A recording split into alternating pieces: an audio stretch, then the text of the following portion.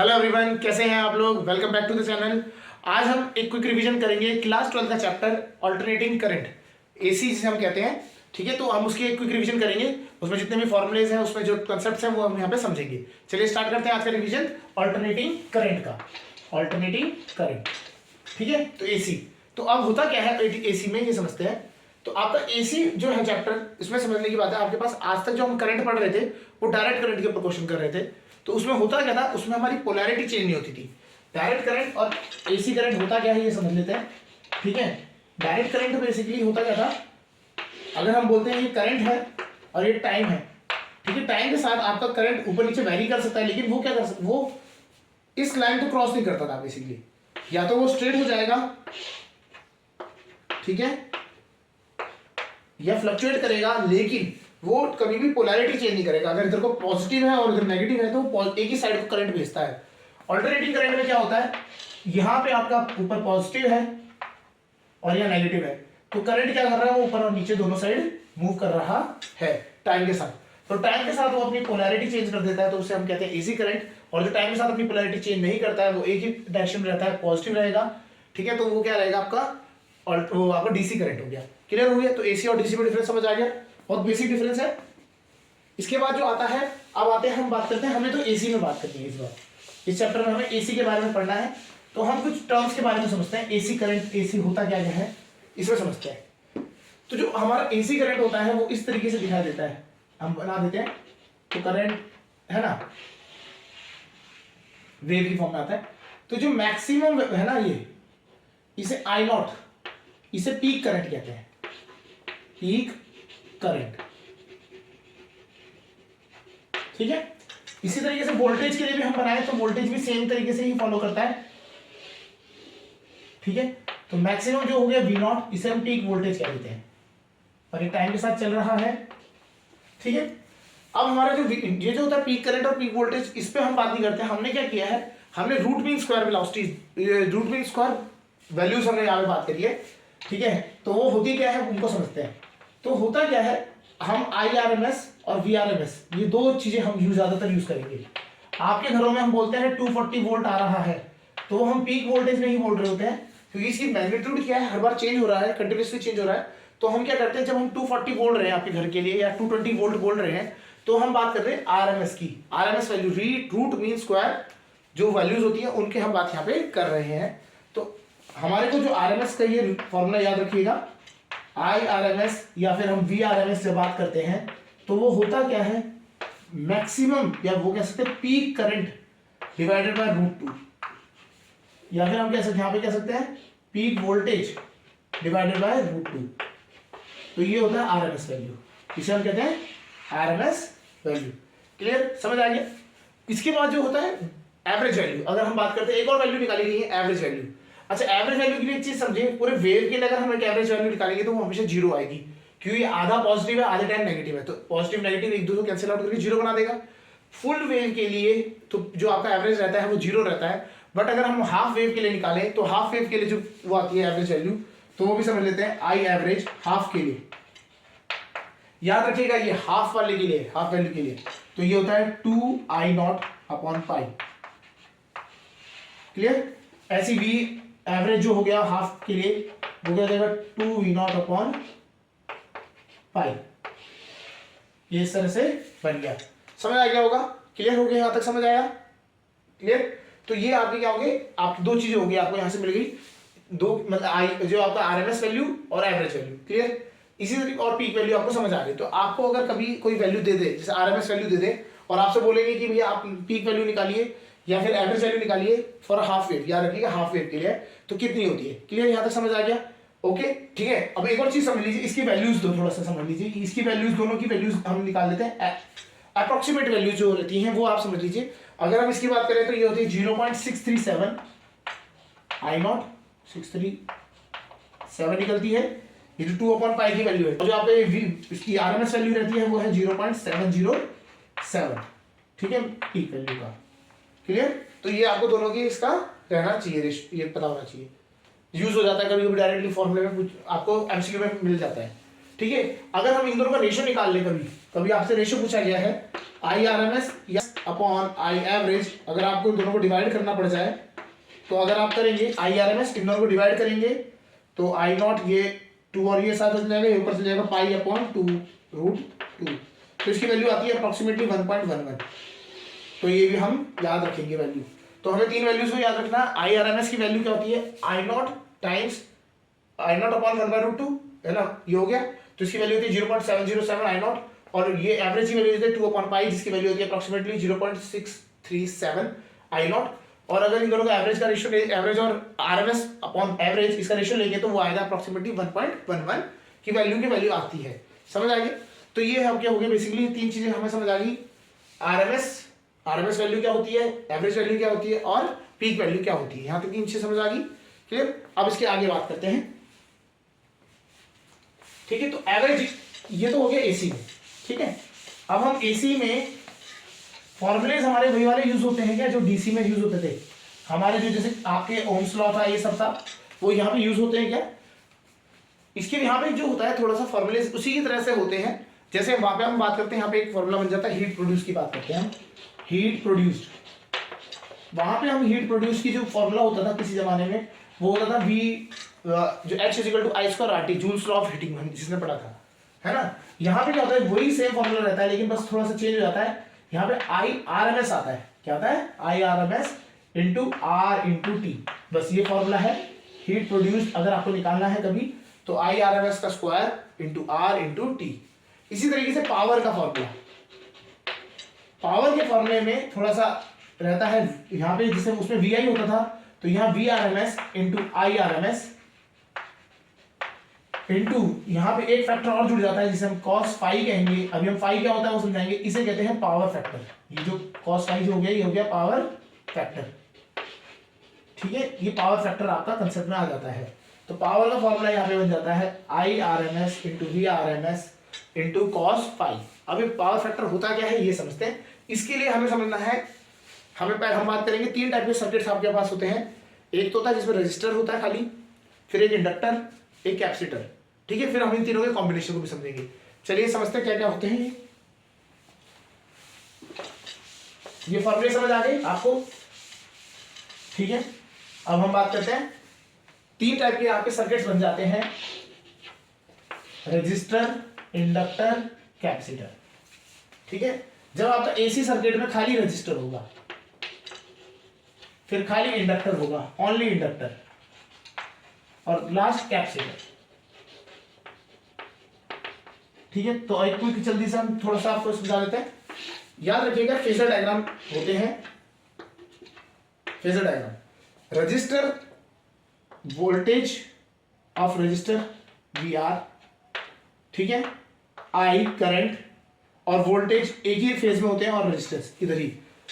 आपका रजिस्टर, अगर हम खाली रजिस्टर सर्किट है तो आपके मतलब सर्किट में आपका रजिस्टर ही लगा हुआ है, रेजिस्टेंस ही लगा हुआ है, तो आपका जो वोल्टेज और करंट है वो सेम फेज में होती है। इसमें याद रखिएगा, है ना, voltage and current are in same phase, are in same phase, इसमें सेम फेज में रहते हैं। तो ये हो जाता है, इसमें जो फाई की वैल्यू हो जाती है वो कितनी हो जाती है, 0। फाई की वैल्यू कितनी हो जाती है, 0, क्लियर। इंडक्टर में आ जाते हैं, ठीक है। तो इंडक्टर के केस में आप ये समझिए, इंडक्टर में अभी डेरिवेशन से करा रहे हैं, है ना।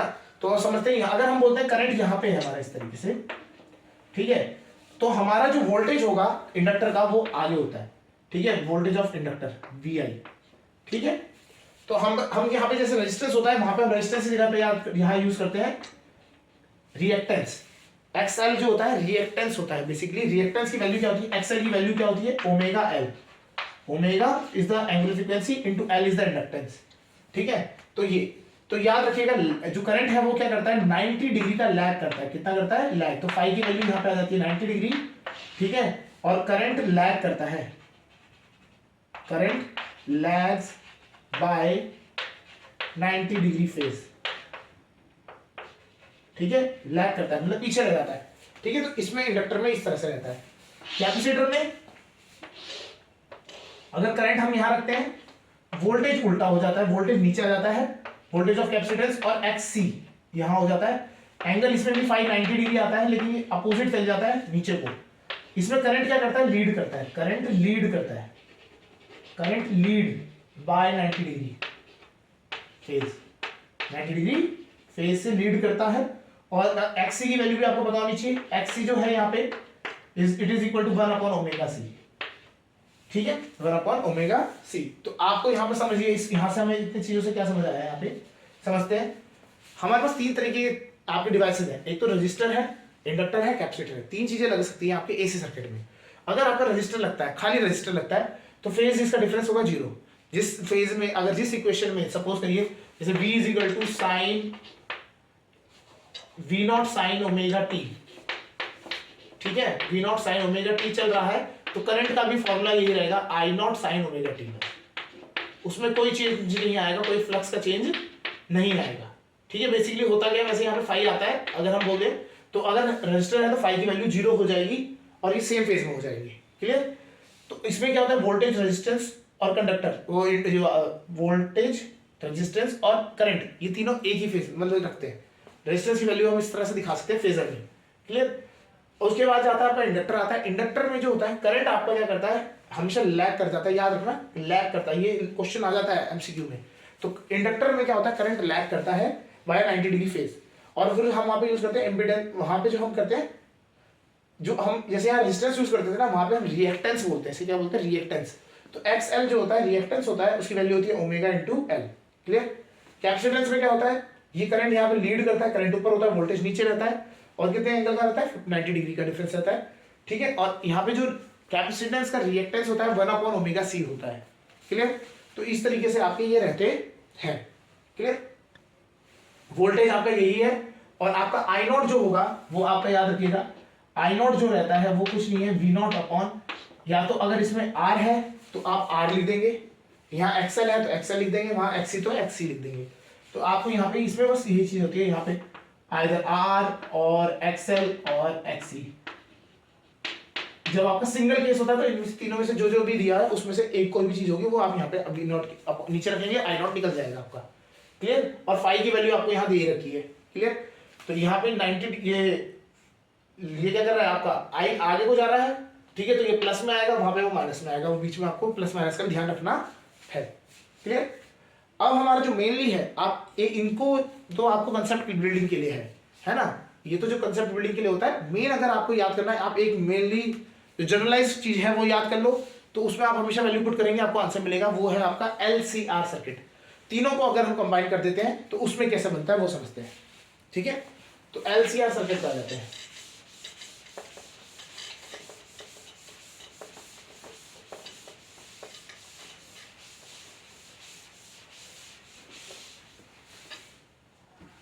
LCR सर्किट में क्या होता है आपका, ये हो गया LCR सर्किट। अगर हम इसको, हमने इसको क्या कर दिया, एक AC वोल्टेज से सप्लाई कर दिया, LCR। यहाँ पे आप समझ लीजिए V इज इक्वल टू, हमने बोला कि सप्लाई करिए, V is equal to V0 sine omega t, voltage आपने सप्लाई करा, तो इसका फेजर बनेगा, ठीक है। फेजर बनाएंगे, याद रखिए कि हमें पता है वोल्टेज, अगर रेजिस्टेंस की बात करें वो इधर ही रहती है, इंडक्टर की इधर आती है, और कैपेसिटेंस की इस साइड आती है, इस लाइन पे आती है। या हम बोल सकते हैं यहाँ पे R की वैल्यू यहाँ रहेगी, XL यहाँ रहेगा और XC इधर रहेगा, ठीक है, क्लियर, समझ आ गया। तो अब हमारे को क्या, हमें फॉर्मूले क्या रखना है, हमें याद रखना impedance, impedance is Z, impedance is Z। Z क्या होता है, Z का फॉर्मूला आप यहां से कैसे निकालेंगे, हम बोलेंगे इन दोनों में से जो, सपोज करिए इसका जो रिजल्टेंट आया ना, इसका रिजल्टेंट आया इधर को, ऊपर को XL माइनस XC, जो भी चीज होगी जिस साइड भी हो जाए वो हमें मैटर नहीं करता, बाद में हम निकाल सकते हैं। तो इस तरीके से ये बन गया 5, ये है आपका XL माइनस XC, और यहां ये है R, ठीक है। तो इस तरीके से हो जाता है, बेसिकली XL ऊपर है, XC यहाँ है, तो ये दोनों एक दूसरे अपोजिट है, तो माइनस हो जाएंगे, XL में से XC माइनस कर दिया, ठीक है, और R ये है। तो इसका जो रिजल्टेंट हमारा बना, सपोज करिए यहाँ बन गया इस डायरेक्शन में, तो ये जो लेंथ है ये कितनी होगी, XL माइनस XC, और ये हो गया R, क्लियर, और ये एंगल हो गया फेज, तो जो फेज डिफरेंस 5, क्लियर। तो इंपीडेंस जो आता है, इंपीडेंस इज Z, ये होता है Z, यहां से यहां तक डिस्टेंस क्या हो जाएगा, XL माइनस XC का whole square plus R square, ठीक है। और हमें पता है एक्सएल और एक्सी की वैल्यू भी पता है। एक्सएल की वैल्यू क्या है, omega L minus omega C इसका whole square plus R square. Clear हो गया, ये तो हो गया इम्पीडेंस, ये तो हो गया इम्पीडेंस। क्लियर। अब आती है बात करंट की। अब आती है करंट कैसे निकालते हैं। करंट निकालने के लिए आपको ज्यादा कुछ करना नहीं है। आई इज इक्वल टू, ये वी नॉट है ना, वी नॉट के नीचे डिवाइड बाय जेड कर दीजिएगा, साइन ओमेगा टी, अगर ऊपर को है तो प्लस, नीचे को है तो माइनस फाइव। ठीक है, वो आपको देखना पड़ेगा। और फाइव की वैल्यू क्या है, फाइव की वैल्यू आप यहां से निकाल सकते हैं टेन थीटा करके, है ना, तो वो टेन फाइव निकाल लेते हैं, इधर से निकाल लेते हैं। टेन फाइव इज इक्वल, जो फाइव की वैल्यू हो जाएगी सीधा ही टेन इनवर्स, ये टेन थीटा क्या होता है, परपेंडिकुलर अपॉन बेस, तो XL minus XC upon R, ये फाइव की वैल्यू हो गई। तो फाइव आप यहां रख देंगे। इस तरीके से आपको क्या मिल जाएगा, आपको करंट की वैल्यू मिल जाएगी। समझ आ गया। तो आपको वोल्टेज दी जाती है, इंपेडेंस आपको निकालने के लिए बोलेंगे, और आपको करंट की वैल्यू निकालने के लिए मिल जाएगी यहां से। समझ आ गया होगा। क्लियर। इसके बाद ये तो होता है आपका एलसीआर सर्किट। क्लियर। अब आता है एक कंडीशन आती है रेजोनेंस की। ठीक है, तो रेजोनेंस की ना एलसीआर सर्किट कह लीजिए, तो हम उसमें रेजोनेंस की बात करते हैं। रेजोनेंस क्या होता है, वो कंडीशन होती है जिसमें जो इंपेडेंस है ना, इसकी जो वैल्यू है वो मिनिमम होगी। ठीक है, तो Z की वैल्यू मिनिमम कब हो सकती है, देखिए R तो फिक्स है, R तो चेंज नहीं होगा। मिनिमम कब होगी, जब XL और XC, ये जो तो है ना, XL माइनस XC की वैल्यू जीरो हो जाए। फॉर रेजोनेंस आप ध्यान रखेंगे, XL minus XC is equal to कितना हो जाएगा, जीरो। ये है फॉर रेजोनेंस। ठीक है, for resonance XL minus XC की वैल्यू क्या हो जाएगी, जीरो। आप वैल्यू भी पुट कर सकते हैं। XL की वैल्यू क्या होती थी, ओमेगा एल, और XC की वैल्यू होती थी इक्वल टू, उधर से जाएगा 1/ओमेगा सी, तो ओमेगा की वैल्यू यहां से आ जाएगी 1/√LC। तो एंगुलर रेजोनेंट फ्रीक्वेंसी होती है वो होती है 1/√LC। और अगर इसको फ्रीक्वेंसी में कन्वर्ट करेंगे तो आपको पता ही है 2 पाई से डिवाइड कर देंगे, तो फ्रीक्वेंसी इज इक्वल टू 1/2 पाई√LC। सीधा ये क्वेश्चन कभी कभी आ जाता है, क्वेश्चन आपको वो दिया जाएगा, आपको है ना, आपको एल और सी पता होगा, क्वेश्चन में आपसे बोल देंगे रेजोनेंट फ्रीक्वेंसी बताइए, सीधा फॉर्मूला लगाना है और आपको आंसर मिल जाएगा। क्लियर। तो ये आपके रेजोनेंस वाली चीज हो गई। क्लियर, यहां तक समझ आ गया। तो आपके एसी में हमने आरएमएस की वैल्यू क्या होती है, एवरेज वैल्यू क्या होती है, पीक वैल्यू क्या होती है, वो समझ लिया। फिर हमने बात करी जो अगर आपके सर्किट में खाली रेजिस्टेंस होगा तब क्या होगा, मतलब रजिस्टर होगा तब क्या होगा, इंडक्टर कैपेसिटर उनमें क्या होगा। फिर हमने एलसीआर सर्किट पढ़ा। एलसीआर में हमारे को याद रखना है वोल्टेज सप्लाई हमें दी जाएगी, उसके बाद हमें इंपेडेंस निकालना है। इंपेडेंस के लिए हमें क्या करना है, हमें एक्सएल और एक्सी ये दोनों निकालने हैं। जो भी बड़ा होगा उसमें से छोटे वाले को माइनस कर देना है, उसका square plus R square, impedance निकल के आ जाएगा इस फॉर्मूले से। अगर कोई चीज नहीं दी है, जैसे सपोज करो एल दिया, मतलब इस बार इंडक्टर नहीं दिया, तो उसको वैल्यू को जीरो रख दीजिएगा। ठीक है, उससे सॉल्व हो जाएगा। हो गया। उसके बाद आपको करंट की वैल्यू कैसे निकालनी है, सिंपल है, V0/Z रखना है। फाई की वैल्यू आपको इस फेजर डायग्राम से निकालनी पड़ेगी। फेजर डायग्राम आपको ध्यान से समझना है। एक्सएल ऊपर को रहेगा हमेशा, एक्सी नीचे को, आर अभी रटने का तरीका ही बता रहे हैं आपको, जल्दी क्विक रिवीजन में यही होगा, एक्सएल और एक्सी। क्लियर। तो और आर यहाँ है। क्लियर। तो अब आपको क्या करना है, हमेशा चेक करना है कि कॉन्सेप्ट किस डायरेक्शन में, किस क्वाड्रेंट में बन रहा है, ऊपर वाले क्वाड्रेंट में या नीचे वाले क्वाड्रेंट में ट्रायंगल बन रहा है, उसके हिसाब से आपको प्लस और माइनस ध्यान देना है। फाई आपका आ जाएगा 10 inverse XL minus XC upon R, तो आप यहाँ पे रखेंगे, वैल्यू रखेंगे, आपको आंसर मिल जाएगा। क्लियर। उसके बाद एक आता है रेजोनेंट फ्रीक्वेंसी। रेजोनेंट फ्रीक्वेंसी क्या होता है, जब हम बोलते हैं कि the condition in which the net resistance of the circuit is minimum. Minimum कब होगा, मिनिमम देखो रेजिस्टेंस तो फिक्स ही है, इन दोनों का जो इफेक्ट है वो एक दूसरे को कैंसिल आउट कर सकता है, तो हम इन दोनों को कैंसिल आउट करवा देते हैं। एक्सएल किसके बराबर हो जाता है, एक्सी के बराबर हो जाता है। XL is equal to XC हो गया, तो एक्सएल की वैल्यू होती है ओमेगा एल, एक्सी इधर आया तो 1/ओमेगा सी, ओमेगा उधर चलेगा तो omega square is equal to 1/LC, तो ओमेगा की वैल्यू आ गई 1/√LC। फ्रीक्वेंसी की वैल्यू अगर हम और निकालना चाहते हैं तो वो क्या हो जाएगा 1/2 पाई√LC। समझ आ गया होगा। ये आपका यहाँ से फॉर्मूला बन जाता है। चलिए आज के लिए इतना ही करते हैं, यही है आपके सारे फॉर्मूले।